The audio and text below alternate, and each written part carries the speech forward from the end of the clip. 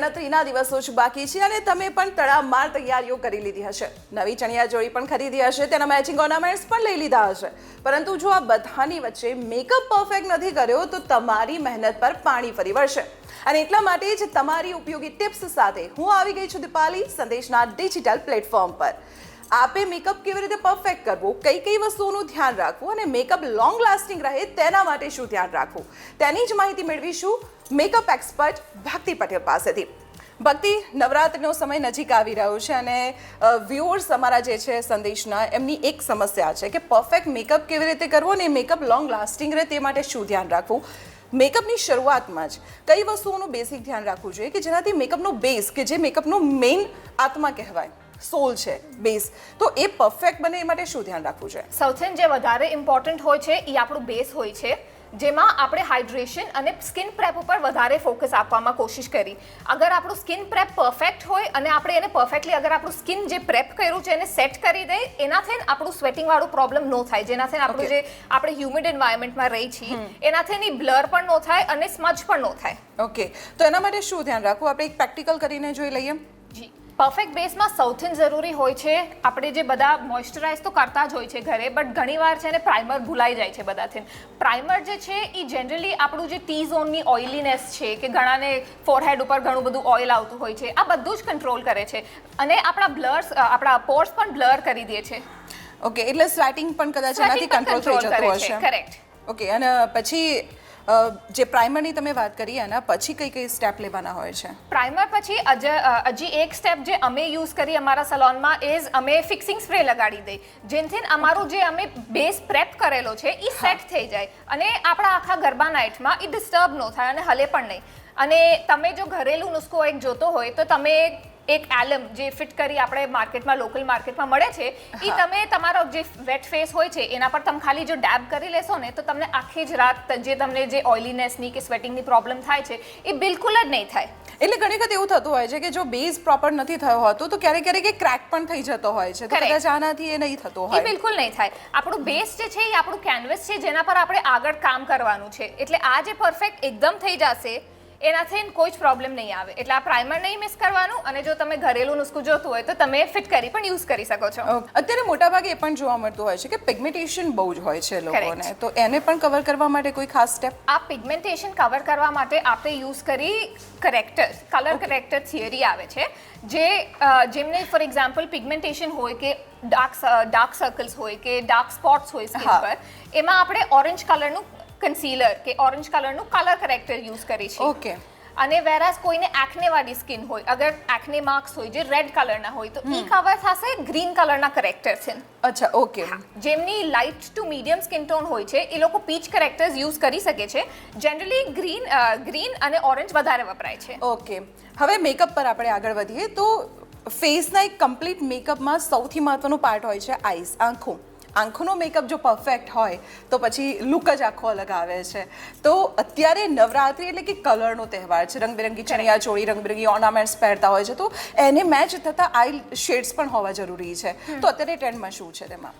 અત્યારે જે તમે જેમ કીધું, અમે અત્યારે પણ એ જ લુક ક્રિએટ કરતા હતા, જે સોફ્ટ ગ્લેમ લુક બધા કહીએ છીએ. સોફ્ટ ગ્લેમ લુક એટલે શું? જે એલિગન્ટ પણ દેખાય, ફ્લોલેસ પણ દેખાય, એટ ધ સેમ ટાઈમ એમાં એક ગ્લેમરસ એલિમેન્ટ પણ હોય. તો ગ્લેમરસ એલિમેન્ટ આ આપણે જનરલી આઈઝમાં વધારે પ્લે કરી. તમે ઘણા બધા સેલિબ્રિટીઝને જોયા હશે જે ફ્લોલેસ સ્કિન, આમ નો મેકઅપ લુક કેરી કરતા હશે, પણ એમની ખાલી આઈઝ હાઇલાઇટેડ હશે. અત્યારે કદાચ નવી જનરેશન પણ અત્યારે એ જ તરફ આગળ વધી રહી છે કે તમને એક નો મેકઅપ લુક જોઈએ છે પણ એકદમ પરફેક્ટ પણ જોઈએ છે. હા, તો એના માટે આપણે આજે જે ક્રિએટ કરી છે એમાં જે છે આપણે કલર્સ થોડું શું પોપ કરશું આપણા આઈઝમાં. આપણે ગ્રીન કલરનું અંડર આઈ યુઝ કરશું, જેમાં આપણે પિંક, સોફ્ટ પિંક થીન પણ પ્લે કરશું. ઓકે ભક્તિ, આપણે આઈ શેડોની વાત કરી. આઈ શેડો અત્યારે આપણે પરફેક્ટ નવરાત્રી વાઇબ્સ વાળો કરી જ દીધો છે, પરંતુ હવે મારે આઈ લાઇનરની વાત કરવી છે, કારણ કે આઈ લાઇનરમાં પણ એવું હોય છે કે સમયાંતરે તેમાં ટ્રેન્ડ બદલાતા રહેતા હોય છે. અમુક લોકો કેટ આઈઝ કરતા હોય છે, ક્યારેક પતલી આઈ લાઇનર કરતા હોય છે, તો આ વખતે શું ડિમાન્ડ છે? પહેલા એવો ઘણો બધો ટ્રેન્ડ હતો કે લોકો શાર્પ આઈલાઇનર્સ કરતા હતા, બોલ્ડ કેટ આઈઝ કરતા હતા, વેરસ અત્યારે લોકો વધારે સોફ્ટ લુક્સ પ્રિફર કરે કરે છે જેમાં એના લેશ લાઇનથી નજદીકમાં એકદમ પતલી કાં તો લાઇનર પ્રિફર કરે છે કાં તો કોલને આપણે લઈને જે કાજલ આવે કે કોલ આવે આપણે કોલથી એને મર્જ કરીને એને સ્મચ કરી દઈએ છીએ ધીરુસું તો એનાથી જે બ્લેન્ડેડ લુક આવે છે ને એ લોકો વધારે પ્રિફર કરે છે જે સાવ એકદમ નેચરલ લાગે છે. ઓકે, અને આઈલેશીસને લઈને કોઈ ડિમાન્ડ ખરી આ વખતે કે હવે આઉટ ઓફ ટ્રેન્ડ થઈ ગયું છે? આઈલેશીસમાં ડેફિનેટલી એના પરથી જે ટ્રેન્ડ કોઈ દિવસ નો હટે. ડેફિનેટલી એના પર જે તમને બોલ્ડ મસ્કારા લુક જે જોતું હોય એના માટે આપણે 2 કોટ્સ અપ્લાય કરી મસ્કારાના, જેમાં ફર્સ્ટ કોટમાં આપણે અપ્લાય કરી તો ડેફિનેટલી એનું જે કવરેજ છે એ આપણને મળી જાય અને થોડી સી જે સ્પૂલી તમારા પાસે હોય એનાથી તમારી લેશેસ જે છૂટી કરીને તમે બીજી વાર લગાડો ને તો તમને જે લુક આપશે કે તમે જાણે હમણાં જ આઈલેશેસ જે સ્ટુડિયોમાંથી નીકળ્યા હોય ને એ તમને એકદમ બોલ્ડ લુક આપી દેશે. બ્લશરની વાત કરીએ તો મેકઅપમાં બ્લશર લાગે એટલે આખા મેકઅપનો એક અલગ જ ઉઠાવ આવી જાય છે. તો અત્યારે ટ્રેન્ડમાં કયા પ્રકારના શેડ્સ ટ્રેન્ડ કરી રહ્યા છે બ્લશરમાં?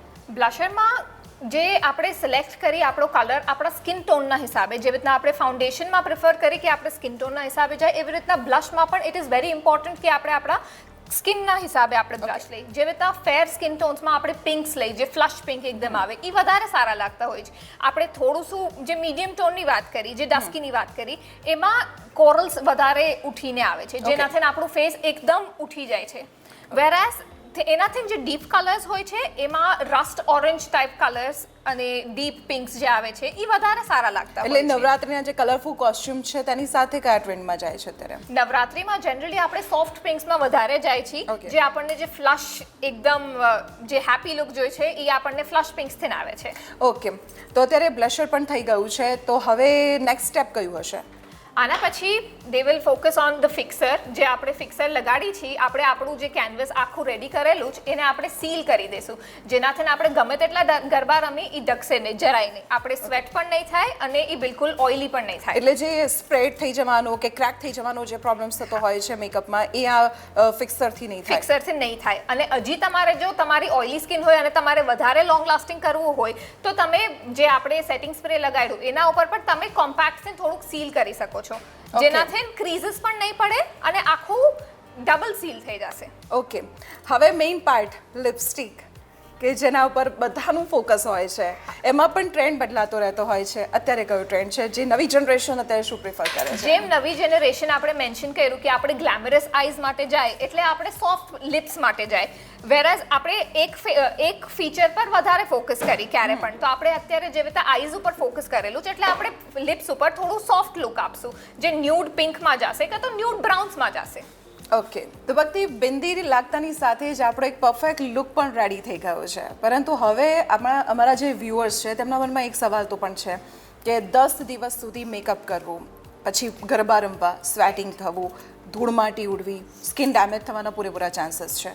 તો મેકઅપ કર્યા પછી જ્યારે તેને રિમૂવ કરતા હોઈએ છીએ ત્યારે કઈ કઈ વસ્તુનું ધ્યાન રાખવું, એક સ્કિન કેર કેવી રીતે કરવું? આપણે જ્યારે નવરાત્રિ રમીને આપણે જ્યારે ઘરે જાય છીએ આપણે એક નવી ટેકનિક યુઝ કરી શકીએ જેને આપણે ડબલ ક્લેન્ઝિંગ કહીએ છીએ. ડબલ ક્લેન્ઝિંગ એટલે આપણે 2 વાર ક્લેન્ઝ કરી. એકવાર આપણા માઇસેલર વોટરથી જેનાથી આખું મેકઅપ આરામથી આસાનીથી નીકળી જશે અને એના પછી આપણા રેગ્યુલર ફેસ વોશથી કે ક્લેન્ઝરથી જેનાથી આપણે ક્લેન્ઝ કરશું. ડબલ ક્લેન્ઝિંગથી ઇટ મેક શ્યોર્સ કે આપણા સ્કિન પર કોઈ રેસિડ્યુ નથી અને કાંઈ જ પાછળ બાકી નથી રહ્યું. અને હજી એક વસ્તુનું આપણે ધ્યાન રાખી શકીએ ઇઝ ક્લેન્ઝર, ટોનર અને મોઇશ્ચરાઇઝર જેને આપણે CTM કહીએ છીએ. Okay. જે CTM રૂટીન હોય છે આપણે ક્લેન્ઝ તો કરી દીધું જેમાં આપણે ડબલ ક્લેન્ઝ યુઝ કર્યું એના પછી આપણે ટોનર કરશું જેનાથી આપણી સ્કિન હાઇડ્રેટ થાય છે અને મોઇશ્ચરાઇઝ જે આપણને મોઇશ્ચરાઇઝેશન આપે છે. આપણે એટલું હેવી આપણા સ્કિન પર મેકઅપ પણ કરેલું છે અને પછી ધૂળ માટી પણ ઉડેલી છે જેનાથી આપણું મોઇશ્ચરાઇઝેશન વધારે નેસેસરી થઈ જાય છે. ઓકે, તો ભક્તિ તમે અમારા વ્યુઅર્સને મેકઅપને લઈને ખૂબ જ યુઝફુલ ટિપ્સ આપી છે. Thank you. તો આખરે આપણે સમજી જ ગયા હશો કે તમારે પરફેક્ટ મેકઅપ લુક કેવી રીતે આપવો, કઈ કઈ વસ્તુઓનું ધ્યાન રાખવું. જો આ ટિપ્સ તમે ફોલો કરશો તો તમારો મેકઅપ એકદમ પરફેક્ટ રહેશે, સાથે લોંગ લાસ્ટિંગ પણ રહેશે. તો આવી જ કેટલીક મહત્વની ટિપ્સ માટે આપ સતત જોડાયેલા રહો સંદેશ ડિજિટલ સાથે. મને આપશો રજા. નમસ્કાર.